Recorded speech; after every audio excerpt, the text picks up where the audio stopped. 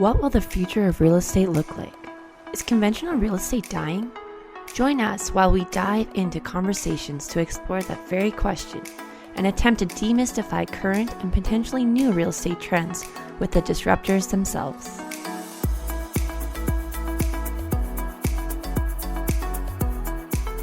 All right, good morning, Nathan. Thanks for joining me today on FutureRE. I am super stoked to learn a little bit about you and ResVR. I came across you at Innovation Week in Calgary. Do you mind giving a little intro and a little bit about yourself? My name's Nathan Nasseri. I'm the CEO and founder of ResVR. We help home builders sell their properties and give a lot of confidence and clarity to the process. This is the first podcast I've done in 2025, so I finally get to say it's 2025. Why are we still buying houses the way that we were 50 years ago? Um, Amen to that. it's really a privilege to do the work that I do and help, make the home buying journey a little less stressful. Oh my goodness, that is music to my ears. We built our house actually in 2018. It was not for the faint of heart. I've been told allegedly you need three builds, but probably now with ResVR, you only need one build because you're going to see what's up. Absolutely. It's very common that people say that, but yeah, I think you really have to go through the process a few times, then you kind of understand it. But I always liken it to it's not like you go to McDonald's and you order like a filet o fish and then you realize like, oh, I don't like this, so next time I'm going to get a burger instead. It's a house. Like you don't Yeah. just casually go and, oh, I'm just going to buy a house every day. And And it's expensive. Like every little decision you make, depending where you are in the process, costs a lot of money. Absolutely, yeah. Yeah. What kind of Yeah. grout you want in your tiles, if you want soft close cabinets or not. I mean, every little decision adds up and makes a difference. And it's incredibly overwhelming. When we were building, I was also pregnant. I had not a lot of capacity, if you will, for all of the minute decisions that were constantly coming. So looking back now, I would have changed a bunch of things. Yeah, But had I taken a breath, I probably would yeah. have chose differently. So yeah, I'm really excited. I want to hear more about ResVR specifically. But before we dive into there, you have a very interesting career path. Do you want to talk about first how you got into entrepreneurship and then your first venture? I come from a very entrepreneurial family. My uncle started Landmark Homes in 1977, and they're one of the biggest home builders in North America. They've built 18,000 homes in Alberta. So I just grew up around the industry. My uncle lived right next door to me. Our families are very close. My dad obviously works at Landmark as well. A lot of our family has worked or continues to work at Landmark. Yeah, it's just something that I really didn't have a lot of interest getting involved in just because I kind of grew up around it and it's like, oh, I want to stay away from there. But I got interested in working in the video game industry, and that's where I went to school for and where I worked. And then it was 12 years ago, my uncle basically, actually, I think it was more than that, but he basically said, you should try new home sales, because I'm a millennial, so I love switching career paths every 4 to 5 years. Um, Preach. Also a millennial. yeah, so it's sort of my uncle's famous pitch to our family is, just try it for a year, and if you don't like it, you can go do something else. So I ended up working there for 4 years, selling just over 200 houses, going through that process with 200 families. And that was a big reason of why I wanted to start building this technology was it became very obvious as you experienced yourself firsthand the day I'm handing the keys over to these families, and we've been working together for a year and going through all of these design decisions and structural changes and all these other things. And, we're walking through the house together and they're telling me, like, oh, Nathan, next time I build a house, this is what I'm going to do. And I was just always like, how did you not know that your house would look like this?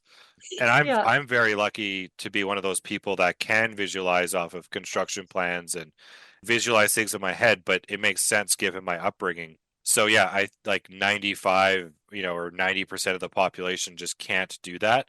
And if you actually think about it, like people go to school for years to learn how to do that. It's a skill. It's certainly a skill set. It is absolutely.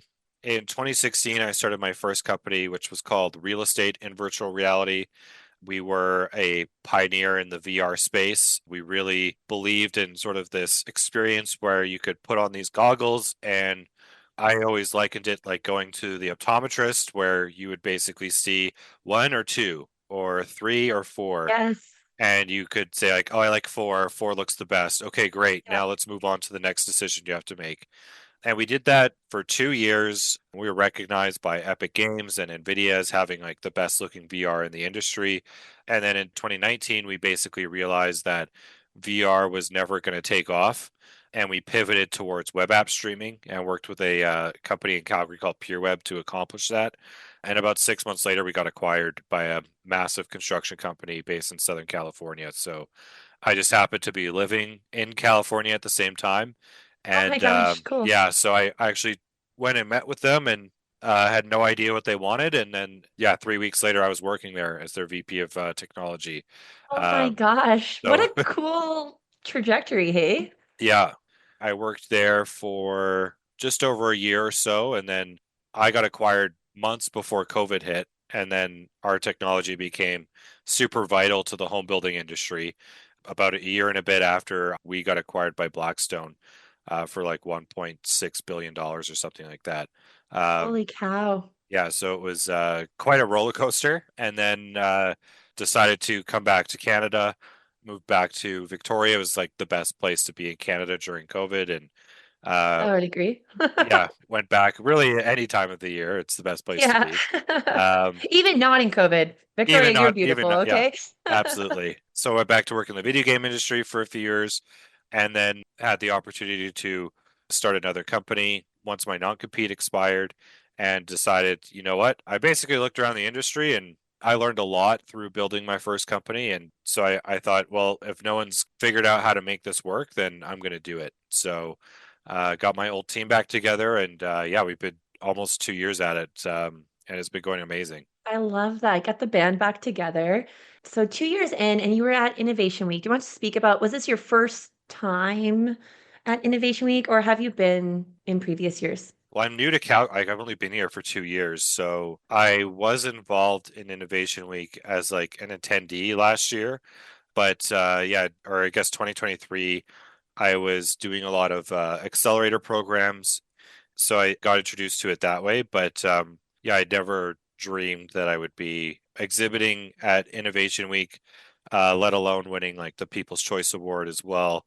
It was quite an incredible experience, and it was amazing. So yeah, it's been quite a journey. Like things are going really fast for us, but that's also a really good thing. It is a really good thing. Your booth at Innovation Week was bumping. I was like, okay, well, I guess I'll talk to you later, Nathan. You don't know me, but I'll talk to you later. So I thought like, wow, I need to meet this guy. Whatever he's doing, it's time for disruption, honestly, in this space. And I love that people can visualize it. I'm a visual person. My husband's an engineer, so he's more like you. You know, he can see things. So are you actively selling now? Do you want to walk us Uh, through where you're at in your journey, or do you work with specific builders, or can buyers come direct to you? Typically, we work with builders that are like my family. So, Yes, yeah. production style home builders that, sell the same model over and over and over again. That's really where we found our sweet spot is working with these builders that have very high revenues, but they also understand like our process is a little bit, Outdated. yeah, it's like it's a good way of putting it. I could say they're always trying to improve upon it and make that journey less of a friction experience that they have with their customers. And they understand, like, they see all this technology everywhere. So they're like, why aren't we doing it? And a big reason is they haven't found a good solution. So that's pretty much when I knew I wanted to start ResVR 2 years ago. I initially just did customer research and talked to builders and said, well, what if this was our pricing model? What if it was a subscription instead of you paying like very high service fees to get this built for you? And what if we included the changes? Because a big challenge that the home builders have is their products are changing almost monthly. So, oh, we want to switch from, LG appliances to Whirlpool. We want to switch from Moen plumbing to Kohler. These are all things that are included with our subscription pricing for the home builders so that they understand they're going to pay one fixed price and get all of their needs met. So it is very unusual, but Hmm. the advantage that we've found and we've been tracking with our builders is there's about a 30% increase in the amount of upgrades that clients get, which is very important because builders make lots of money on the upgrades, almost Yes. 30 to 40% margins on those upgrades. So if you can get a customer to feel comfortable spending, 10 or 20 or $30,000 more than they initially thought, because, when you design your dream home together with the builder and then you say, wow, that looks amazing. And it's like, well, it's $30,000 more than you were thinking of spending. If you can't see it, you're like, oh, you Mm. know what? No, let's go back. Let's cut that stuff out. It's not that important. But when you see it and you connect with it, You and then the fall in love. fall in love, the conversation Yeah. changes. All of a sudden, it's like, well, this is like $10 a day. Could you guys afford to increase your monthly payment by like $10 a day? Um, and When then you put it in that kind of like increments, people are like, okay, I can do $10 a day. But if you anyone could give do them a that. big number, they're like, oh gosh, that's Yeah. scary. I can't do that. Yeah, That's like brilliant. it's really not us, it's people purchasing these homes. It's any single decision you make is so expensive. Like, hey, I want to put luxury vinyl plank on the stairs, and they're like, that's $15,000, and they're like, oh wait, maybe I don't want that.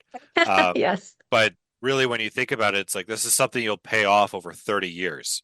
So, Yeah. $15,000 over 15 years, it's really a drop in the bucket. It's like Yes. a It's way very more tiny amount. palpable, Yeah, absolutely. Versus right? pay me $15,000 today to get this car. Even a car payment, that's maximum, 8 years. But this is something you have now 30 years to pay off for the lifetime of your mortgage. That is very cool. Do you primarily work with Alberta builders or are you across the country now? We are in BC and Ontario. We just signed up 2 builders in the US. But Oh, yeah, wow. for the most part, we've been focusing on Edmonton and Calgary in particular because I'm here.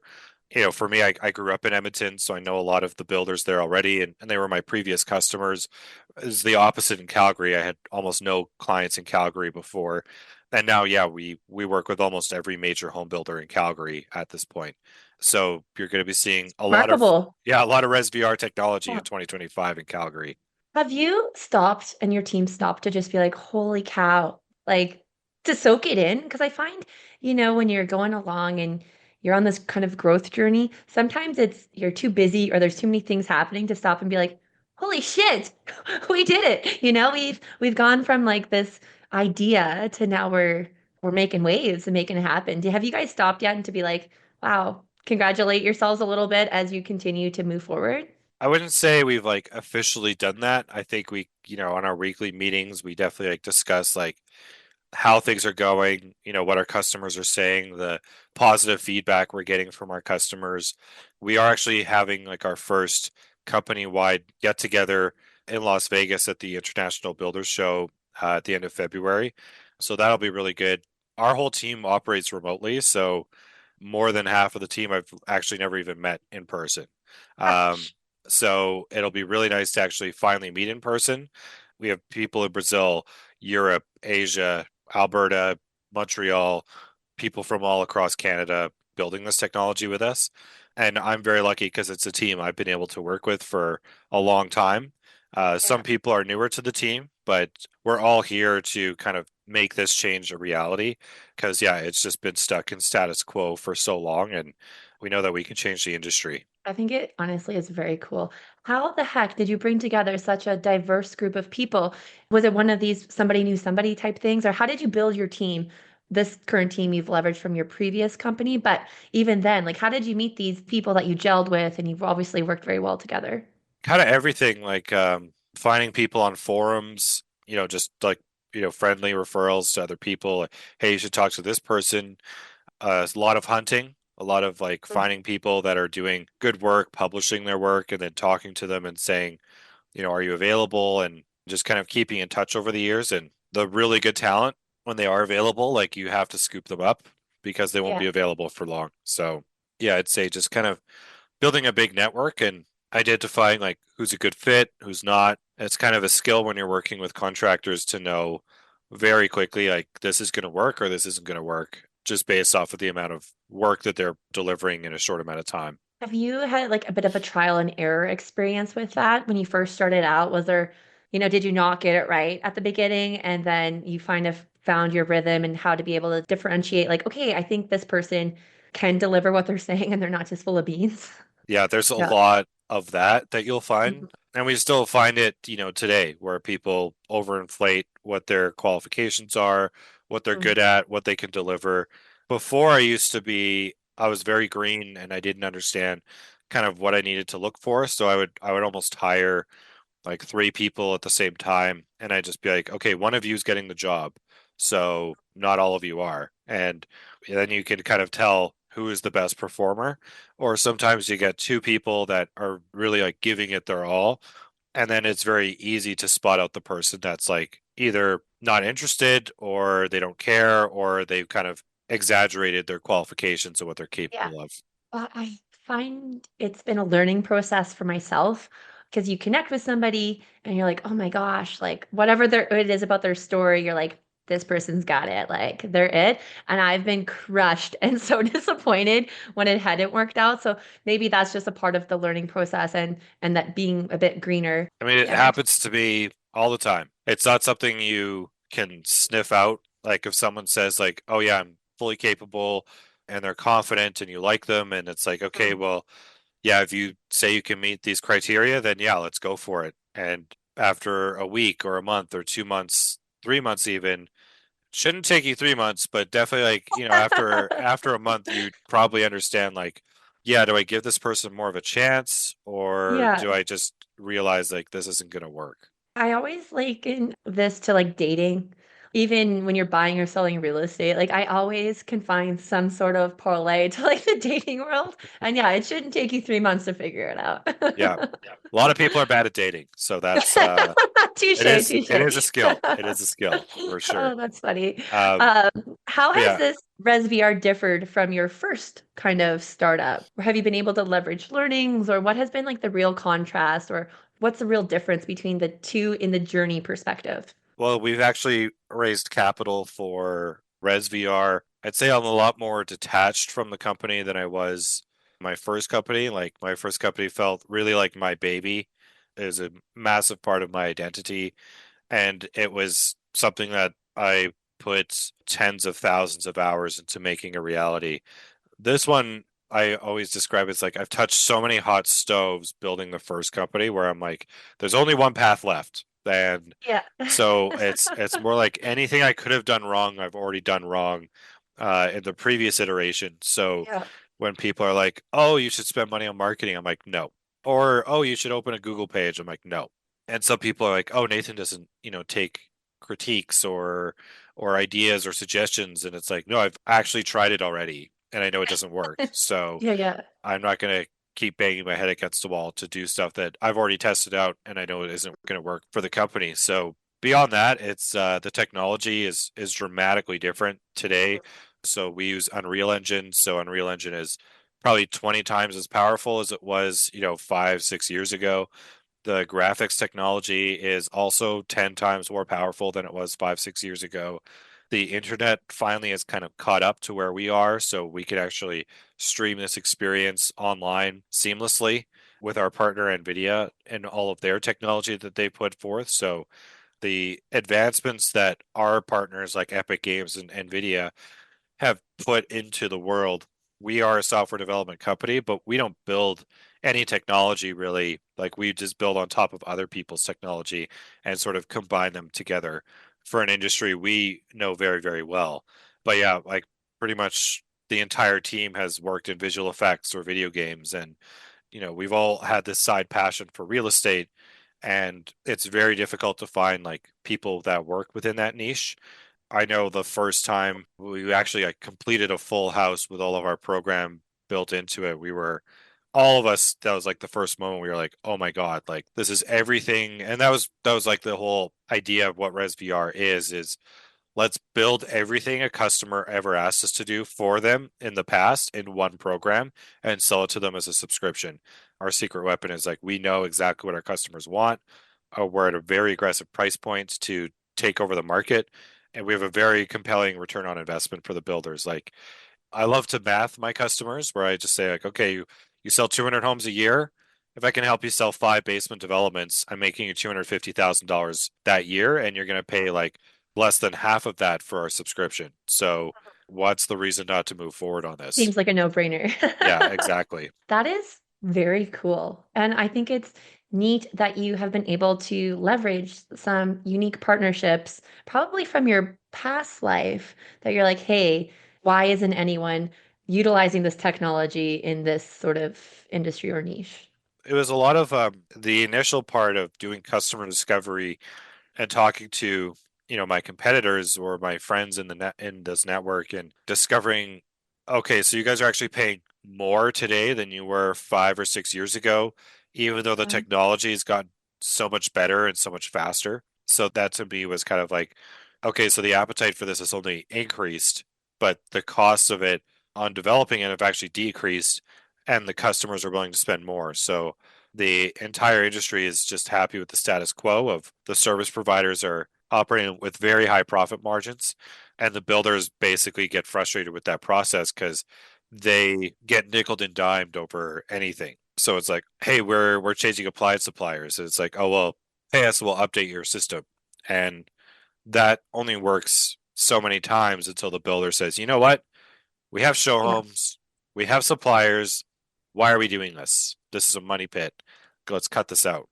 And if you're like a massive home builder doing $1 billion more like a business per year, then yeah, whatever. It's just the cost of doing business. It's not that big of a deal. But if you're smaller than that, that's really our niche is like the builders doing less than 1 billion, but more than 100 million a year. That's where we could come in and really help their organization increase their revenues. That's really cool, honestly. And it sounds like you got a lot from your sort of informational interviews early on in your process of creating the company, which has obviously lended itself well. Yeah, I'm very privileged. Like, I have a lot of industry connections, and that's really how the first company started was I used Landmark as my guinea pig, and then I showed it to another builder, and then another builder, and another builder. And then Mhm. eventually I was spending way more time on my side gig than on my actual job. Um, Yeah, you're like, wait a second, I should probably leave that. yeah, so I was like, I can always go back and sell houses. That career is never going to go away, but the opportunity to shape how people are buying a home, because it's crazy to me, people are making the biggest purchase of their life, and as you experienced, you're Yes. kind of guessing how it's going to turn out and hoping for the Yes. best. And 9 times out of 10, it's fine. But that one time out of 10, oh my God, that is Mhm. really not great. No. And for the money that people are spending today, like housing's never been more expensive than it is right now, and it's not going to change. It's just going to Yeah. continue to increase. So I think that people deserve to have the experience where they have that clarity of this is exactly what I'm getting and not no surprises along the way. I always joke with clients, nobody likes surprises unless it's like wine delivery. And I think it's true. Like, if you deliver wine to me, I'm happy. But if you give me some other surprise, I'm less happy, a Yeah. lot less happy. Yeah. Were there any things that came up for you during your build where you were like, oh, Yeah. that's wrong or that's not what it should be? And you said that was like 7 years ago. So do you still remember those? Oh yeah, 2018, we had a lot on the go as a family, and we were pregnant with our second kid, so we already had a toddler. My office that I'm sitting in right now, at one point was going to be a bedroom. And that makes zero sense, right? It's on the main floor. It would have been too small, and we actually had a wall removed during the frame. And like going back to some like if I specifically would have saw I would have been like, oh God, that's too small. It doesn't make sense. We also don't need another bedroom. We don't need one on the main floor. Like it just doesn't suit our family. Probably would have saved some pesos. And also, I wish that we would have gone non-contextual because we have a corner lot anyway, all these things. But we didn't want to waste the time because we were renting while we were building. And anyway, I'm like, we should have just done it because now our kids are older. And I'm like, that space would have been good. It was probably worth waiting the extra 4 or 5 months, but we just couldn't articulate well enough the cost, I think, of waiting. It's all good. Like I like the house. It's fine enough. I would have done a bigger laundry room as well. There you go. Those are Yeah. great examples of Yeah. if you could see it, oh well, it's set up as a bedroom. Like, well, this looks a little cramped. Maybe I do this as an Mm, office instead. Obviously, it's just more impactful than looking at lines on a piece of paper and be like, yeah, that's your 100%. house. Don't you love that? And People are like, I just see lines on a piece of paper. I have no Yeah, I'm idea. like, I don't know, like that Yeah. looks cool. And it would have been cool to see like if we would have increased the house footprint by this much, how much space you get in each room versus what you get now and kind of compare and contrast. But here we are. Honestly, personally, and from a selfish perspective, I think having something like ResVR is like an answer to so many people's prayers because I Yeah. would upgrade. And everyone would, when you see it, you fall in Hmm. love, you say, yeah, that's what I want. That's what my dream home looks like. Instead of like you mentioned like, oh, okay, I built this house. Now I've got to build another house. And then you build that Yeah. house like, well, now I actually know what I want. So on the third Yeah. house, I'll get it right. People I Plus know in the industry, expensive. oh yeah, Right. absolutely. Like Yeah. we're talking millions of dollars at that point. Experts I know in the industry are like, it takes 5 times to get to like that perfect, everything's Oh my done. goodness. But think about how much time in your life, like you're in a completely different stage, Yeah. house one versus house five. Oh So yeah. are you building house five when it's like, oh, I've got two little babies, and now you're like, oh yeah, my kids are older, and now our house doesn't like have these things Yeah. that we would have thought about for how our family's going to grow. Yeah. It's so true. And like my husband has an appetite to do it again eventually. And I'm just like, I have a little bit of PTSD, you know? Like I don't know if I have it in me, but I have to recognize pregnant and having a baby at the same time. I'm not going to be in that state again, so maybe it won't be such a experience. It's the most stressful thing you could go Oh through. Like gosh. it's definitely something. It's like if you could go through a whole build and not get divorced, like good job. That's I also say the same thing about renovations. I'm it's like, those yeah, are same bucket. divorce-inducing Yeah, areas of life. absolutely. Yeah, Yeah, if you can navigate that and come out the other side still relatively intact, like yeah. props, props, Well, props. it's go to your office example. Like if that's something where, your husband was like, "Oh yeah, I want to have a bedroom on the main floor in case we have guests over." And then 8 years later, you never have a Yeah, guest over and it turns into an yeah, office and you're like, "This was your choice. This was something we did exactly. because of you." And oh, I hate this 100%. room so much. It's your fault. Uh, Oh, yeah. yes. It's hitting close to home, Nathan, okay? Yeah.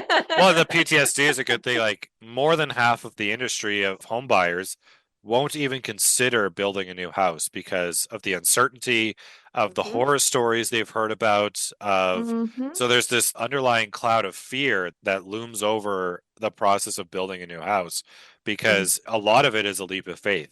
Not just on the outcome, but there's I don't know if you watch Below Deck, but like Captain Sandy is dealing with this right now where she's building a house, $1.6 million, and the developer just vanishes with all the money. And like there's 10 houses left in this subdivision, the half built. And Oh it's like gosh. that's like obviously the absolute worst case scenario, and that's a very Hmm. unique example, but that's the Yeah. stuff you hear about in the industry where it's Yes. like, hey, this is something that could dramatically impact your life forever if Mm. you get a $1.6 million loan to build a house and all of a sudden that builder disappears on you. Like, oh my My God. like heart just stopped beating as you were saying that Yeah. story. I was like, that would be terrible. Yeah. And that's extremely unlikely to happen in Alberta, Hmm. but it does happen. That's a big reason why people look at like used homes. Yep. I'm very used to calling like I look at any existing and already built house as a used home. And when I was working in sales, I got really good at overcoming an objection of someone would be like, "Well, why should I build a house with you, Nathan? I could go buy a house in a better neighborhood that's more established and that's closer to my job, and it's like $50,000 less than what I'd be building." And I'm like, "Well, yeah, if you want a used home that might have like a rotting roof and toenails in the Yeah. carpet, by all means, Oh. go buy a used home." Yeah, Um, yeah. and just saying it's like a new home, which is Hmm. warranted, which is pristine, which is built Yeah, yeah. exactly the way you want it to be, Yeah. versus basically settling Hmm. for a used home that it's going to have its problems and it's going Yeah. to require more upkeep. And yeah, maybe it's 50 years old or 100 years old or even 10 years old, but people have lived in there and left things behind. That's a big thing I always use to like get people to feel like uncomfortable with that choice. But I'm a renter now. So like for me, I'm like, I don't want to own a house for a while until I do build Mm. one. So yeah, for me, There you go. And it's maybe you'll like, be building someplace like Victoria. Who knows, right? yeah, who knows? I bought all of my real estate and sold it up in Edmonton. and was like, well, I'm not going to live in Edmonton anymore. So why do I have houses there? Versus if you Yeah. rent, it's just like, oh, I could just get up and leave the next Yeah. day if I want to. Well, especially since your company's fully remote, right? You can Mhm. live sort of a more nomadic lifestyle. And was that built purposely for that sort of flexibility, or was it built like that for the talent? It was both, I would say. It is like a core pillar for our company, and our one of our Mhm. values is that, hire the best talent and give them the freedom of, reliable, steady income that they can do from anywhere. Limiting yourself to, oh, well, we're in Calgary, so we can only work with people in Calgary, and we only Yeah. have to hire people in Calgary. Like, it's amazing the talent that's available. And I've been working remotely, 100% remotely since 2016. We run our whole company on Discord. There's just so many great tools like Miro, Google G Suite is amazing, Discord is amazing. It's kind of like, well, why have the overhead of like some office building? And funnily enough, when my first company got acquired, we bought an office space, we were renovating it, and we were hiring the top talent in the world. And then COVID hit and everything changed. It was just like, nope, shift gears, we're going remote, fully remote. It was such like a complete U-turn of where we were trying to go. And I mean, it wasn't my money. So I was like, if it was my investors' money or my money and I was buying, $1 million office and putting $1 million of renos into it and buying all this equipment, yeah, I would have been mortified. But this is like Yeah. a very established, well-off construction company where they're like spending $1 million an hour, like doesn't matter to them. It's all So relative, right? It's always relative. So yeah, for them, $1 million an hour probably means nothing. But if it's, a smaller operation that's not pulling in that kind of profit, then it's a different conversation. 100%. I know we're getting close on time, but I have a couple more questions about how was it going through all the incubators? And you said you raised capital this time and you didn't the first time. How was that experience? Was it nerve-wracking? Did you have more confidence because you had such a successful first company? The programs are incredible. I always think there's something you can learn from everybody and from every program you go through. So yeah, every program I did was incredible. None of these programs or opportunities existed, when I left Alberta in 2018. So to come back in 2023 and see all of these things here, it was quite amazing. And to see the support and the investment into the ecosystem. Raising capital was pretty fun. I think because like I had mentioned, my first company was I was very emotionally invested in it, so it was my Yeah. baby. And I think a lot of entrepreneurs fall into this trap, I like to call it, of this is my baby, and like we're both parents, and you understand, like you overinflate the value of your children. Yes. So it's Little Sally is great at everything, you yeah, know? exactly. So it's like my company is worth $50 million, and but you're doing $5 a month in business, so you're not worth 50 million. So Yeah, yeah. uh, I think as long as you were realistic about your valuation and the value proposition that you're providing, it makes it a lot easier to get investors if you're not coming to the table and being like, we're a $10 million company, but we've never sold anything. And, when I started raising capital, it was like, well, we're a $3 million company and I have this idea. And then when we were selling things, it was like, well, now we're a $6 million company. And, potentially this year, if we're raising again, it'll be, hey, we're a 15 or a $20 million company, but look at all the revenue we've increased over the Yeah. last 2 years. So as long as you have the actual numbers to back up what you're saying, it'll make sense. But all entrepreneurs just kind of, especially in Canada, you kind of have to discount it. And all we hear about is like the Silicon Valley experiences of, Stanford dropout, had an idea and a video and raised $40 million.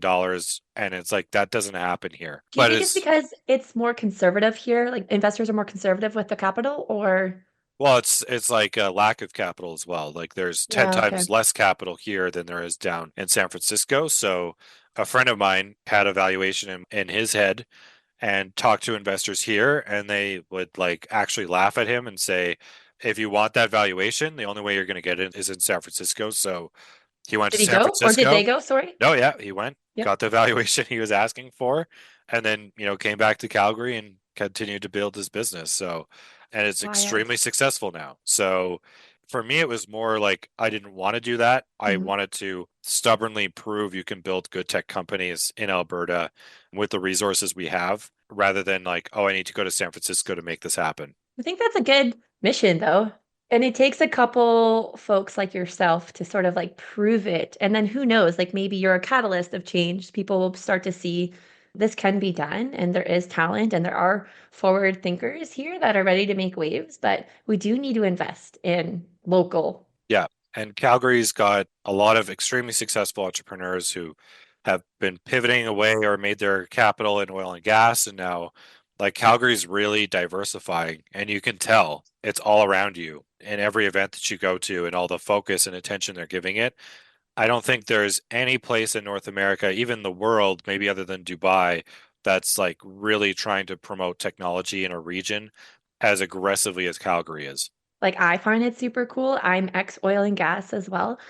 And the more events I go to, like Innovation Week or anything at Platform Calgary, the more I'm like, holy shit, there are some really cool people in this city, you know? Like, it's awesome. Have you ever been to Fuck Up Nights yet? Not in Calgary. I have been to a few in Victoria. They're awesome. And Yeah, again, they're hilarious. Like the last one I was at, I think it was November. The speakers that spoke were hilarious, so real, yeah. and crushing it. And I'm just like, it's nice to see people sharing their stories out there. So I'm going again in February. Like we're in Hmm. 2025, holy cow. And I'm excited. I can't wait to see who's up and how honest they are and how real. It's great. Yeah. There's so much oh, everything's so good, like the social media, Yes. like look at how Yeah. great everything is. It's super awesome. But yeah, behind the curtains there's like there's a lot of shit Crying in going your on. shower, Yeah. you know? Like Yeah. I've cried in my shower a few times. Yeah. Yeah, exactly. So I love when people are like, yeah, I'm crushing it now, but did you know I ate peanut butter sandwiches for a year or like whatever the case may be? Or so I think it's great. And more people like you who are, shining a light, I think is good. Yeah, 100%. If there's one event or one training that you would like to share that has been impactful, could be a book, what would it be?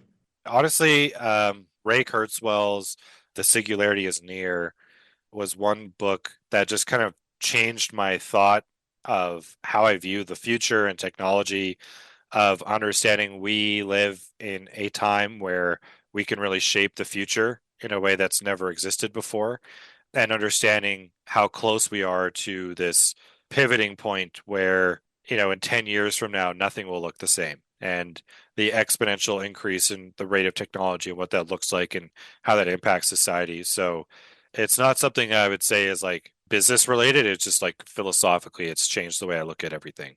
Yeah, I think that's good though. And to your point, people's appetites are changing. People are more open to Yeah. change right now. Like Yeah. there's a Definitely. little seed of opening. So it's awesome for things like ResVR to sort of like enter the space and show people that it's less scary to Exactly. change. So what's next for you? What does the next year look like? Just a big expansion into the US and yeah, just basically trying to get to a break even point as fast as possible and building out more cool tech, just kind of talking to our customers, understanding what they want, not just building stuff because I think it's cool, but building stuff Yeah, because our customers are like, oh yeah, we would pay more for that. Or we would really love it if your software had that feature built into it as well. that's awesome.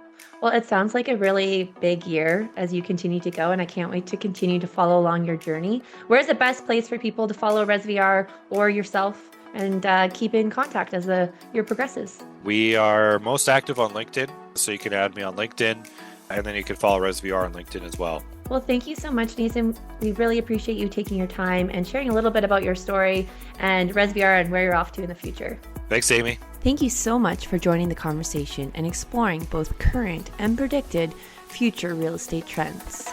Want to keep the conversation going? You can find us, FutureRE, on both Instagram and TikTok.